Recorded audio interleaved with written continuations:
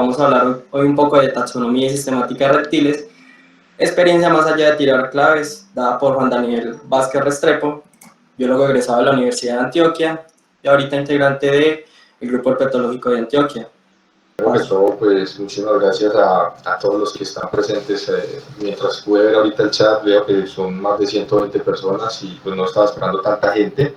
Y también al grupo de expertos de la Universidad del Quindío pues por la invitación y por haberme considerado pues para contarles un poco de lo que hago y algo que me fascina mucho, que es este tema. Como ya lo dijeron ahorita, pues vuelvo igual, me presento, mi nombre es Daniel Vázquez, yo soy biólogo egresado de la Universidad de Antioquia y soy investigador asociado del Grupo Herpetológico de Antioquia. Pues mi interés principal son los reptiles dentro de la herpetología. Particularmente pues he tenido la oportunidad de trabajar con algunos grupos como serpientes y recientemente con unos lagartos de la familia Gymnophthalmiae.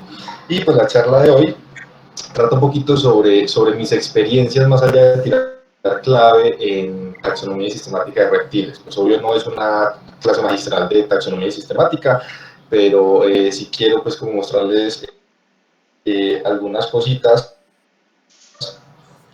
para que se den cuenta que la taxonomía, que a veces la gente la mira como de reojo, es un ejercicio que es necesario, es un ejercicio que es transdisciplinario y que es un ejercicio. Entonces yo quiero empezar con un pequeño contexto, de pronto para los que no estén muy familiarizados con los términos, porque uno encuentra mucho una relación entre taxonomía y sistemática, y a pesar de que son dos cosas que están estrechamente ligadas, son dos áreas aparte. Pues la taxonomía en general es como esa rama de la biología que trata de la clasificación de los seres vivos. Y aquí muchas veces la gente la suele confundir mucho con la nomenclatura. La gente cree que hacer taxonomía es como tirar clave y darle nombre a las cosas como tal. Eso es solo el componente de la nomenclatura, que es una parte de la taxonomía. La taxonomía va un poquito más allá y es como lo que quiero mostrarles enseguida para que se hagan una idea un poco más amplia. Y la sistemática, pues es la rama que trata de entender relaciones evolutivas entre seres vivos. Entonces uno puede hacer taxonomía y hacer sistemática, pues, o hacerlas de manera independiente, pero es común que uno las encuentre, pues, así juntas, aunque hoy en día, pues, la taxonomía ha perdido muchísima popularidad. Y entonces a la presentación le puse experiencias más allá de tirar clave, precisamente porque muchas personas creen que tirar clave pues es hacer taxonomía y no es cierto. Resulta que el problema con las claves es que las claves, no hay claves para todo. Hay muchos grupos en los que uno no va a encontrar una clave taxonómica. Los que trabajamos con herpetos, uno le dicen, hay una clave para Pristimantis, que es el género de ranas más diverso que hay, y uno dice, pues ojalá la hubiera. Otra cosa es que las claves son objetos de interpretación y pueden ser relativas. Digamos que lo que uno encuentra a veces en las claves tienen tanto características cuantitativas como cualitativas, y esas características cualitativas hacen que sea pues a veces algo de interpretación personal, y ahorita les muestro un ejemplo particular, y que las claves no siempre tienen una correspondencia del 100% con la variación. Uno a veces ve claves que están basadas en Costa Rica o en Centroamérica y las usa aquí, pero no consideran esa variación. Y recuerdo mucho esta frase que ven aquí en el medio. Esta frase me la dijo a mí mi asesor de pregrado, el profesor Juan Manuel Daza, cuando yo en mi tesis hice unas claves, y es que las claves las hacen los que no las necesitan para quienes no las saben leer. Y en efecto, claro, si uno conoce muy bien sus grupos, pues uno no necesita una clave, pero uno la hace para que otra persona pueda entenderlo. Pero con lo que les acabo de decir, pues muchas personas no entienden o no saben bien esas claves.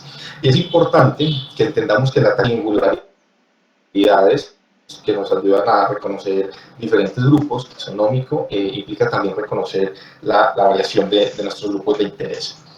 Entonces voy a mostrarles tres ejemplos desde mi experiencia, desde lo que he podido hacer, para mostrarles que la taxonomía es casi que se junta con cualquier cosa que uno pueda hacer en biología y no tiene que ser del todo aburrida. Y entonces el primer ejemplo lo titulé Encontrando polizones. Resulta que este es un trabajo que publicamos hace ya un par de años sobre Hemidactylus. Hemidactylus es un género de geckos que yo creo que todos conocemos, son esos geckitos que viven pegados en las paredes comiendo polillas en los bombillos. y esos animales no son nativos de acá, esos animales son normalmente nativos de Asia y de África.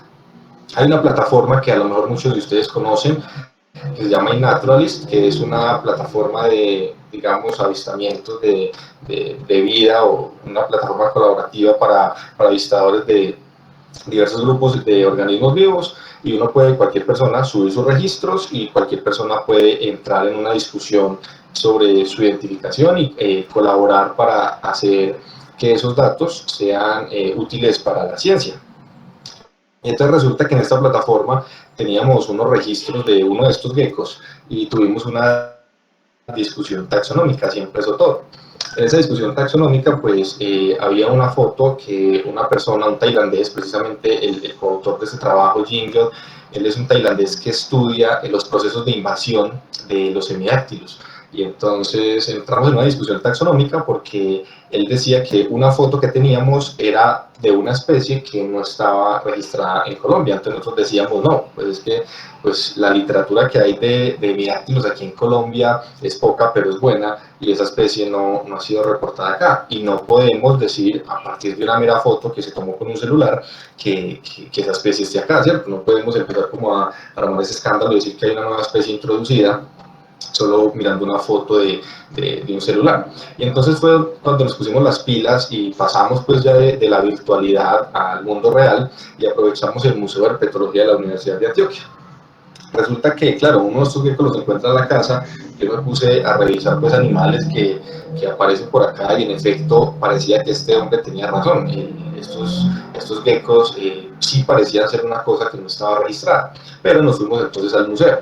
Y en el museo, como pueden ver aquí en este panel de abajo, nos encontramos una serie de animales que, haciendo ese ejercicio taxonómico juicioso, nos pusimos a revisar, y en efecto encontramos 5 animales que no correspondían con nada de lo que en teoría había en Colombia, y correspondían con una especie que ni siquiera estaba reportada en Sudamérica, que es Hemidactylus garnoti, que tiene pues unas características especies de Hemidactylus que tenemos en el país.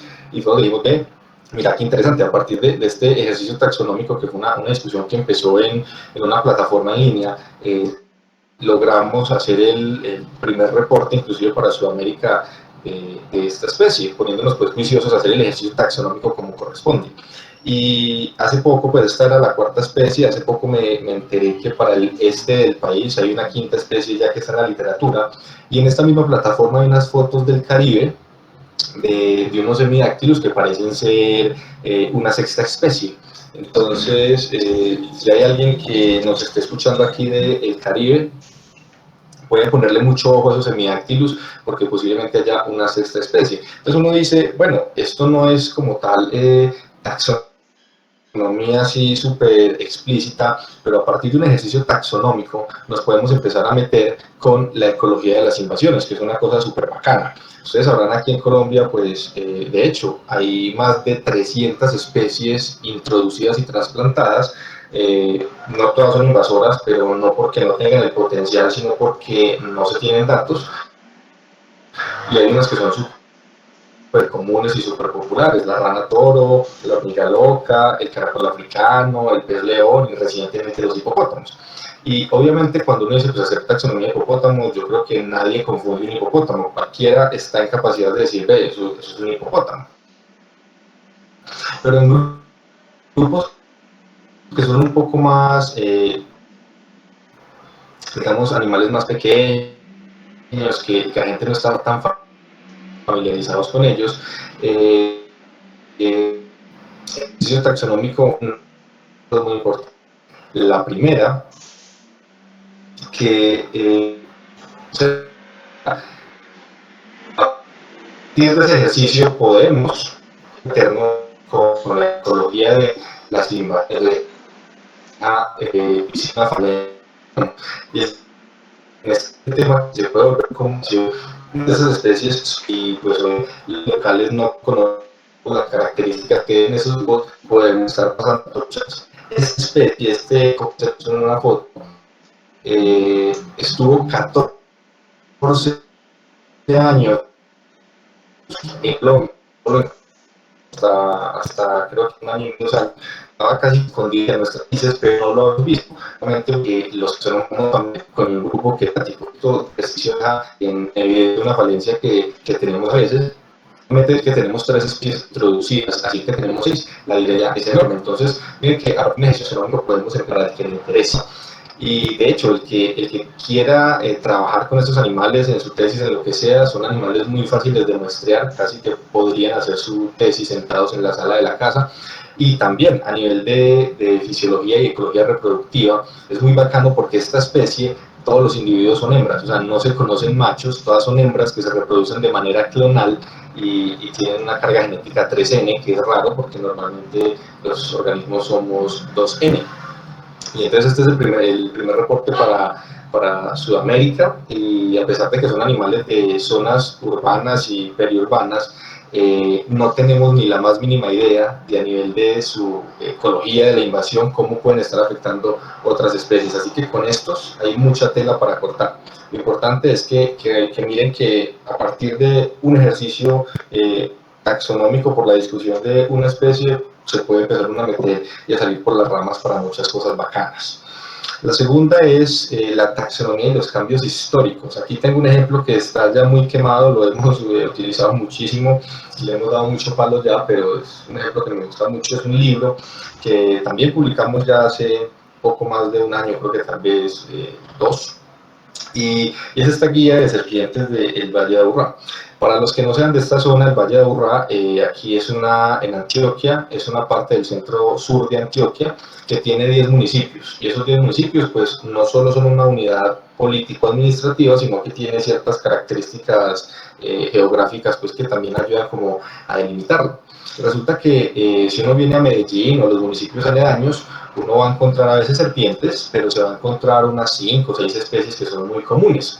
Entonces nosotros dijimos, venga, vamos a hacer un ejercicio un poco más juicioso. Nos fuimos a los museos y esculcando entre los museos nos encontramos cosas muy bacanas.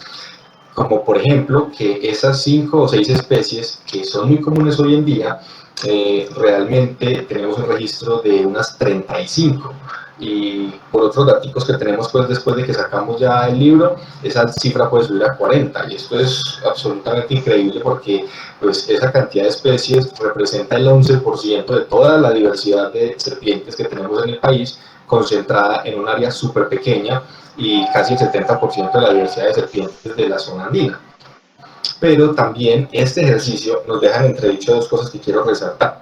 La primera es que los que conozcan Medellín y los municipios del sur de Medellín sabrán que Medellín es un municipio, es un área súper urbanizada, se llenó de industria y se llenó hacia las laderas, pues ya como que toda la parte baja de la cuenca del río está llena de casas y empresas, y al Valle de Aburrá solo le quedan bosques nativos hacia la periferia, que son las zonas más altas como en los costados, es una ladera muy empinada, y quedan bosques que están muy fragmentados y mezclados con monocultivos de pino. Entonces uno dice, bueno, nosotros haciendo este ejercicio taxonómico, irnos a revisar las colecciones y demás, tenemos un registro temporal de 100 años. Maravillosamente, los hermanos de la Salle eran muy juiciosos colectando, y tenemos registros de 1919 hasta el presente. Eso es un espacio temporal enorme.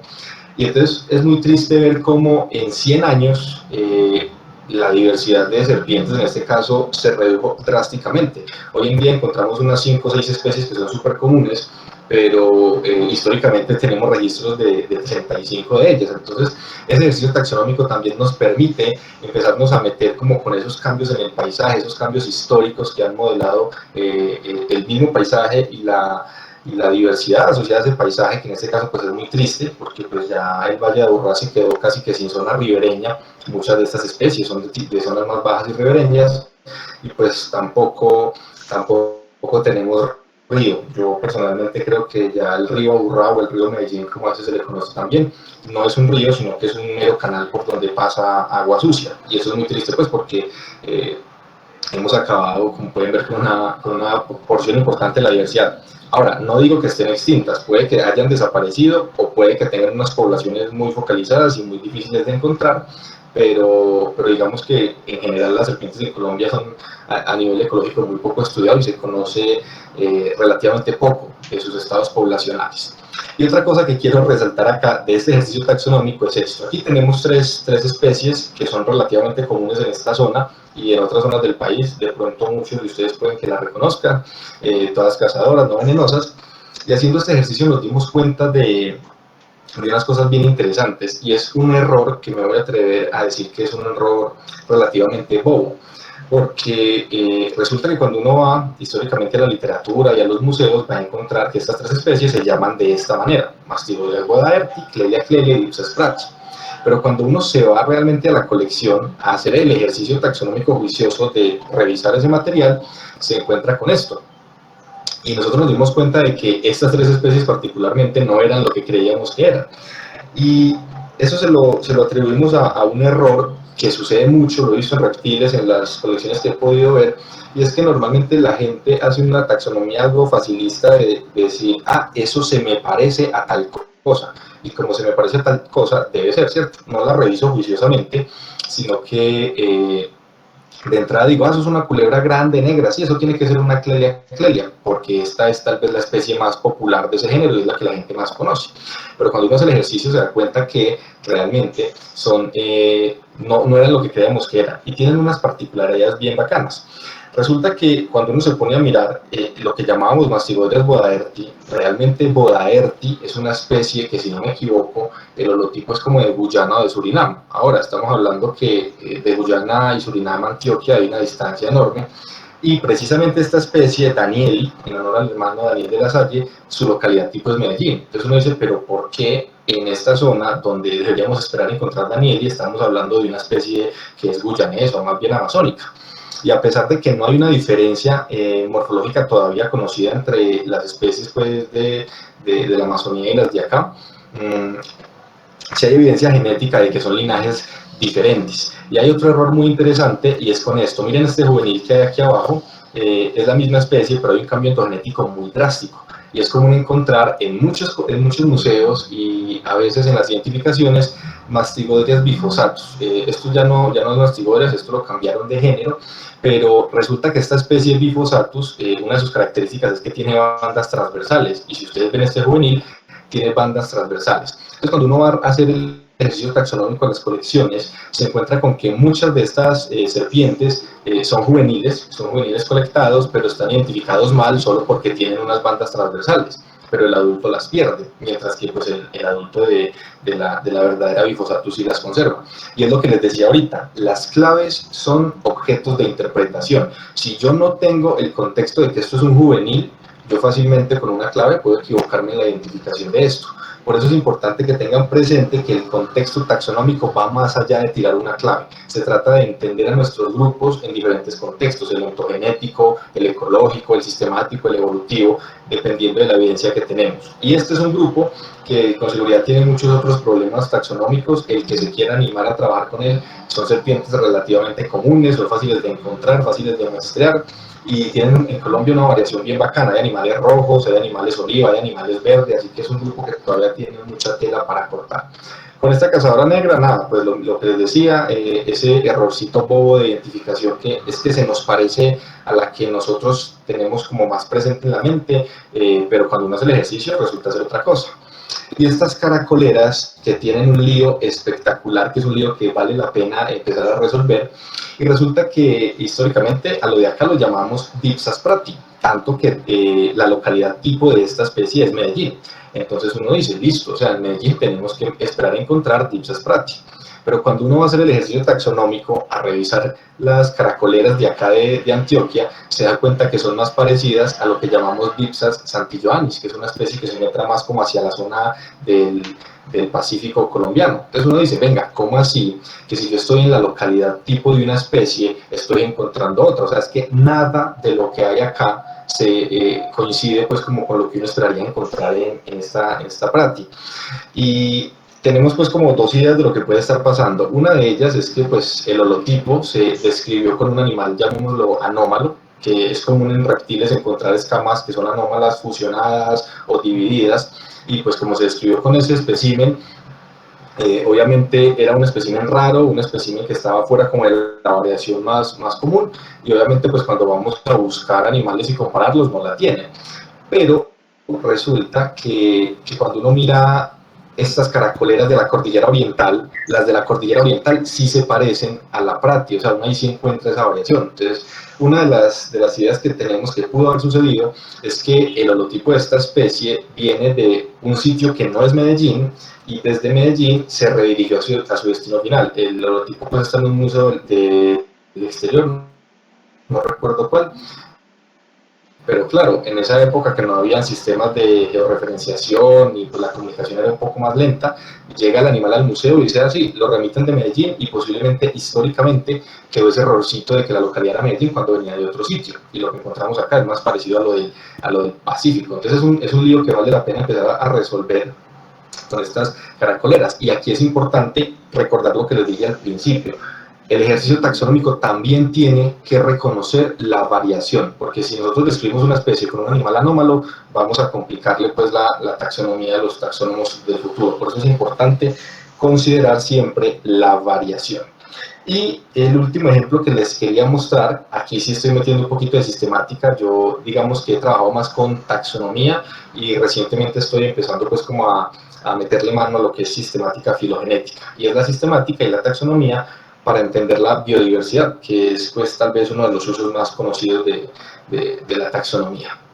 Esto es un trabajo que publicamos el año pasado, que en parte fue mi tesis de pregrado, y fue la revisión del género Equinosaura, que son estos lagartos que por cierto son súper sexys porque tienen una cara de malos y el cuerpo lleno de espinas y tubérculos. Son muy bonitos, son unos lagartos semiacuáticos que se encuentran en las quebradas ahí entre las hojas y las rocas.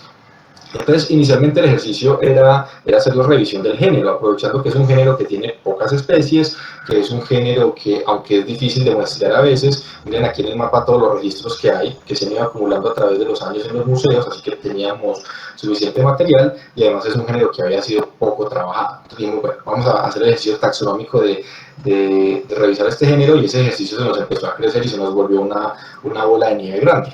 Y entonces uno dice, listo, empezamos a hacer ese ejercicio taxonómico, y aquí pasa lo mismo que pasa con las serpientes. Yo me fui a recorrer los museos los grandes museos de herpetología de aquí del país, y en efecto todo estaba identificado como una misma cosa, que es esta de la foto, que se llama Equinosaura hórrida, porque es la especie más popular del género. Las otras casi la gente no las tiene en la memoria, a menos pues de que uno trabaje directo con estos animales. Pero cuando uno se va a mirar realmente Equinosaura hórrida, vamos aquí al mapita, son estos puntos como azul aguamarina que estoy señalando abajo. Esta especie tiene una distribución muy restringida hacia el sur del país y se encuentra más que todo en Ecuador. Y entonces, en todo Colombia, en los museos uno encontraba el mismo problema, que todo estaba identificado así como porque se me parece a, sin un ejercicio verdaderamente juicioso. Y entonces, claro, haciendo ese ejercicio nos encontramos con que lo otro era algo diferente. En principio, miren acá estos puntos rojos que bajan por todo el Pacífico colombiano, y estos verdes que están aquí en la central y parte del Valle del Magdalena, inicialmente los teníamos como una sola cosa, una entidad diferente a Equinosaura hórrida. Pero a medida que empezamos a desarrollar ese ejercicio taxonómico de manera más juiciosa, y a meterle a eso evidencia genética, y a revisar mejor la morfología, y a mirar la evidencia ecológica y demás, nos dimos cuenta que teníamos evidencia suficiente para que esto que ustedes ven en verde acá, las poblaciones de la central y las poblaciones del Valle del Magdalena, pudiésemos considerarlo como una entidad diferente. Entonces dijimos, bueno, saquémoslo como una especie nueva. En ese proceso nos dimos cuenta que esto ya tenía un nombre disponible, así que lo que hicimos fue sacarlo de la sinonimia. Resucitamos una especie que se llama Echinosaura centralis, y la redescribimos y definimos un neotipo. ¿Por qué? Porque la descripción realmente era bastante mala, es una descripción de mitad del siglo pasado, y eran dos renglones en una clave dicotómica. O sea, una descripción que realmente para los estándares actuales se queda muy corta, y tristemente todo el material tipo se destruyó en 1948. Algunos de pronto sabrán que se incendió el Instituto de la Salle de Bogotá, y muchos de los animales y especímenes que estaban allá pues se perdieron. Así que pues en ese ejercicio taxonómico redescribimos esta especie, la sacamos de la sinonimia, la resucitamos, que se llama, y y pues definimos un nuevo material tipo, que es el neotipo.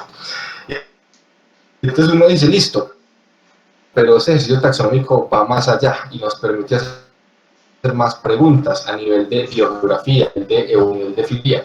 Miren aquí, ubíquense donde tenga la aventura y miren lo que pasa hacia arriba y miren lo que pasa hacia abajo. Hacia arriba nos encontramos con que las especies no se sobrelapan. Tenemos esta roja por acá que es Palmeri en el Pacífico, Centralis en la cordillera central, Panamensis en Panamá. Pero miren lo que pasa hacia el sur. En el sur las especies se sobrelapan, ocurren. Entonces uno dice, ¿qué está pasando aquí? Que hay una diferenciación tan marcada en que, siendo el mismo género de especies con unos estilos de vida muy acuáticos de quebradas, las especies de arriba son parapátricas y las de abajo no. Y además de eso, estas de arriba. Entonces uno, a partir de ese ejercicio taxonómico, puede empezar a hacer preguntas sobre filogeografía. ¿Qué pasa aquí? ¿Qué está haciendo que estas poblaciones del norte evolucionen o se moldeen de una manera diferente a las poblaciones del sur? Y si miran estas gráficas de barra, que simplemente representan como la distribución altitudinal de las especies, en general este grupo de lagartos es de tierras bajas, pero hacia zonas más altas, por encima de 1000, hay unas especies que son un poco más abundantes. Entonces uno dice, venga, aquí también estamos viendo un recambio altitudinal, o sea que también podemos, a partir de este ejercicio taxonómico, empezamos a hacer preguntas sobre la ecología y la diversidad, en este caso pues los procesos de recambio que se dan en algunas zonas. Y eso no es todo, nos vamos a esto, que es la parte sistemática gruesa que presentamos en el trabajo con la ayuda del profesor Juan Manuel Daza, que es una máquina de la filogenética, y sacamos cosas muy bacanas de este ejercicio taxonómico. Resulta que esta chorrera de cosas que ustedes ven acá, este árbol gigante que no se entiende, es el árbol filogenético más grande y más completo hasta la fecha para la familia Cercosaurinae, que es una subfamilia de la familia Gymnophthalmidae. Aquí es este mismo que está a la derecha, pero un poco más resumido con los clados pues añadidos para que se entienda. Pero entonces, claro, a partir de un ejercicio taxonómico muy simple, de revisar un género que tiene pocas especies, que ha sido poco trabajado, pudimos proponer la hipótesis filogenética más grande conocida para la subfamilia hasta ahora. Y pues como ven ustedes en este arbolito aquí en azul, tenemos los Echinosaura, ningún problema, con la evidencia genética que nos ayudó a decir que las poblaciones de la cordillera central eran diferentes. Y si notan, aquí abajo hay dos clados que están en rojo. Estos clados se les había llamado también Echinosaura, y pues de pronto los que tengan un poquito más de contexto filogenético sabrán que esto hace que el género Echinosaura no sea monofilético, porque no estamos incluyendo a todos los descendientes de un mismo ancestro, y en biología tenemos que procurar eso, tener grupos monofiléticos, porque son el verdadero resultado de la evolución orgánica. Y entonces, a pesar de que desde hace varios años estos dos grupos se sabía que no se pegaban dentro del Echinosaura, nadie se había tomado la tarea de hacer los rearreglos necesarios para poder conservar la monofilia de este grupo. Y nosotros aquí pues ya teníamos evidencia genética, de hecho evidencia geográfica. Aquí no se alcanza a ver porque el mapa está cortado, pero una de esas especies es de Guyana, o sea, pues Guyana queda súper lejos, otra es de por acá de la parte norte de Costa Rica, y teníamos, además de evidencia genética y geográfica, una evidencia morfológica también que era súper evidente, y nos permitió hacer un rearreglo taxonómico para nombrar y proponer el género Centrosaura y el género Rheosaurus, que en general estos que ustedes ven acá son animales de hábitos semiacuáticos, todos muy parecidos a Echinosaura, pero cuando uno hace el ejercicio taxonómico juicioso y le mete a eso evidencia de diferentes tipos, hace una taxonomía integrativa, considerando morfología, considerando genética, considerando la geografía y demás, uno se da cuenta que hay diferencias muy marcadas. Y entonces pues también tuvimos la oportunidad de describir, pues, no, sino de proponer dos géneros nuevos para hacer ese rearreglo de Echinosaura y mantener su monofilia. Y esto tiene pues tremendas implicaciones, porque claro, una super propuesta filogenética que es muy útil para la gente que quiera trabajar con otros géneros de gimnoftálmidos, y pues obviamente resolver un problema grandísimo que había con un grupo que era muy poco trabajado, particularmente en Colombia, además de tener información. Y entonces, básicamente con eso, con estos tres ejemplos, lo que les quería mostrar es lo siguiente. ya voy a cerrar porque no quería que esto se me hiciera demasiado largo, además de que pues, la taxonomía a veces puede ser tediosa y yo no sé qué tanto contexto tengan pues todos los que estén viendo, así que pues quería darles un brochazo muy general. Y entonces, sin ser polémicos, quiero que nos llevemos tres ideas. Una de ellas es que la taxonomía es uno de los núcleos transversales de la biología, y es lo que les he dicho desde el principio. La gente cree que la taxonomía hoy pasó de moda, que eso es una disciplina del siglo XVII, que eso ya no sirve, pero la taxonomía sigue estando súper vigente hoy en día. Lo que ha cambiado es la forma como se hace la taxonomía. Antes era muy morfológica, hoy en día tiene muchas más líneas de evidencia, pero sigue siendo súper importante y como pueden ver, uno la puede hacer en cualquier área de la biología, independientemente de que todos no queramos ser taxónomos o independientemente de que a no todos nos guste la taxonomía. Yo creo que todos deberíamos mejorar nuestras habilidades taxonómicas, al menos dentro de los grupos de nuestro interés, porque eso es súper importante para poder llegar a resultados un poco más estables. Lo segundo es que el ejercicio taxonómico va más allá de llevar toda esta especie, y es lo que les digo desde el título. Esto es más que tirar una clave dicotómica para decir esto es tal especie y esto es tal otra. En herpetos es difícil a veces identificar algunas cosas, y la taxonomía no es eso. La taxonomía no es poder decir esto es tal especie y entonces si yo no puedo identificar lo que estoy viendo, entonces no puedo hacer ciencia. La taxonomía, como les dije ahorita, es entender la variación, aprender a nuestros grupos en diferentes esferas ecológicas, biogeográficas, filogenéticas, morfológicas, que nos permita entender de esa manera. Recuerden la definición de taxonomía. Taxonomía no es nombrar, taxonomía es clasificar. Y para clasificar hay que entender bien a nuestros grupos. Y el ejercicio taxonómico también implica reconocer las falencias de las clasificaciones. No todo es identificable. Hay grupos que son complejos, muy difíciles. Ese reconocimiento de las falencias, lo que les mostré con el hemidáctilos, que nosotros teníamos una falencia, y es que nosotros no somos taxónomos de grupos asiáticos. Reconocer esa variación y esas falencias que tenemos a la hora de hacer taxonomía es parte importante de este ejercicio, porque eso tiene implicaciones en nuestra metodología, tiene implicaciones en nuestros resultados y tiene implicaciones en qué tanto podemos abarcar con nuestras conclusiones. Y un buen ejercicio taxonómico nos lleva a que nuestros resultados sean más estables en el tiempo. Recuerden que uno de los principios de la ciencia es que la ciencia es falseable. Significa que yo puedo tener hipótesis y las puedo poner a prueba. Puede ser cierta, puede ser falsa. Y bacano que en algún momento alguien ponga a prueba hipótesis de Quinosauria, de Neáctilos y demás, y puede decir estabas en lo correcto o estabas equivocado, pero lo importante es que nuestros resultados, a pesar de que pueden cambiar, sean estables en el tiempo tanto como sea posible, para no crear unos problemas que se llaman vandalismo taxonómico, que es algo que está pasando mucho en herpetos por un investigador australiano que básicamente crea inestabilidad, y eso afecta a múltiples esferas de la biología.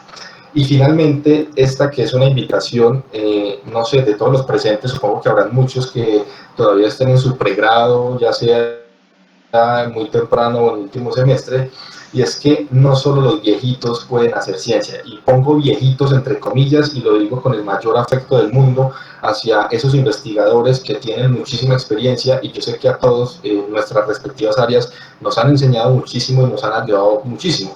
Es cierto que cuando uno adquiere más experiencia tanto de vida como académica, puede hacer una ciencia más compleja, pero eso no significa que uno, empezando, no pueda hacer una ciencia que sea útil. Entonces es una invitación para todos los que estén en ese proceso de formación también, porque pues, yo también estoy muy joven en esto de la investigación, pero es cuestión de ser ocioso, juicioso, curioso, y de encontrar a estos viejitos que nos ayuden a entender mejor las cosas y hacer una mejor ciencia. Pues nada, esto es como brevemente lo que les quería mostrar, y a ustedes pues muchas gracias por tomarse el rato, por aguantarme este poco más de una hora, y pues también por la invitación.